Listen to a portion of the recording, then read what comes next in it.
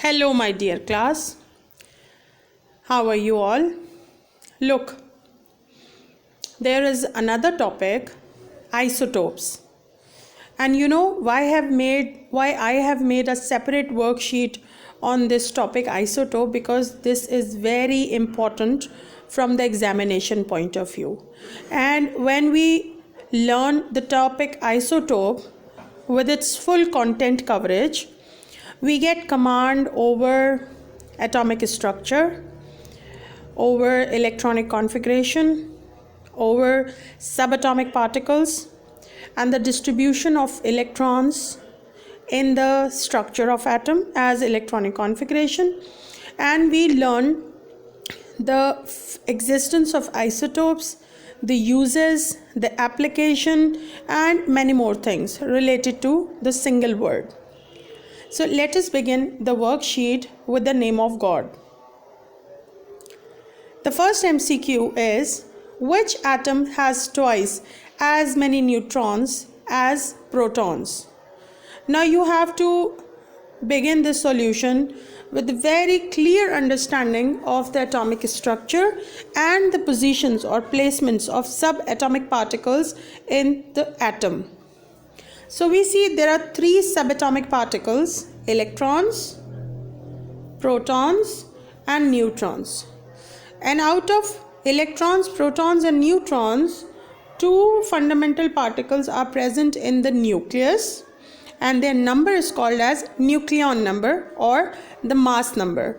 But the electron, the lightest particle which carries negative charge, revolves around the nucleus. Okay, so after knowing about subatomic particles and their positions, we can also learn one more thing, that what do we can predict or judge by this notation. The lower script or the lower number is the atomic number, which is referred as capital Z, and it tells us about the number of protons, which is equal to the number of electrons. Whereas the top number, the superscript, tells us about the mass number, which is the summation of protons and neutrons. So from this notation, we can calculate the number of protons, electrons, and neutrons. Now I have made this MCQ very easy for you, and not this MCQ, all such types of MCQs which are asked in your 5-year papers. So you just practice them all. The second MCQ is, which number is different for isotopes of the same element? When you learn the definition of isotopes, you get very clear understanding that it is the number of neutron which makes up number of nucleons, which are different every time. Number 3, what do the nuclei in hydrogen molecule contain? Particularly in this MCQ, only hydrogen is asked. You know what is the case of hydrogen? Hydrogen exists in 3 isotopes, but this time we are talking about only protium, or the ordinary hydrogen, which is present in the major content. Hydrogen mass number is 1, atomic number 1. This is the only existing atom without neutron. So except hydrogen, all atoms are consist of proton, electrons, and neutrons. But this is the case in which only neutrons are absent from its nucleus. Number 4, which statement about isotopic atoms of the same elements are correct? Now this is your turn.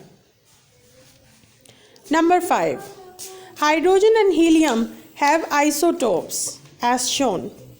In which of these isotopes does the nucleus have twice as many neutrons as protons? Now do it. It is again your turn. Now when we see the theory section, silicon is an element in group 4 of the periodic table, and give the electronic configuration for a silicon atom. I told you that silicon 28 means silicon with mass number 28, and silicon 30 means silicon with mass number 30. It can also be written like this: silicon dash 28 or silicon dash 30. This is how we can write about the isotopes also. Okay, so you are asked to fill this table that has number of protons, electrons and neutrons, and I'm sure you will be very confident in writing the number of protons and electrons, and you will be conscious while calculating the number of neutrons, because you know that it is only the number of neutron which is different in different isotopes.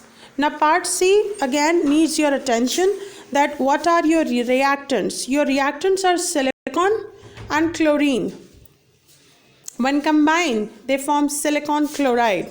So first you write the chemical formulae of these reacting and producing species, and then you construct the equation for this reaction also. And I give you another tip here. You have to see in which physical state silicon is naturally available and what is the representation for chlorine which is existing at room temperature, and what should be the formula of silicon 4 chloride. When you write the correct formula, you have already made the correct equation. I wish and leave you here with a hope that this discussion will help you in solving this worksheet and all such questions from the textbook and from the past year papers. So wish you good luck. Till then, goodbye and take care.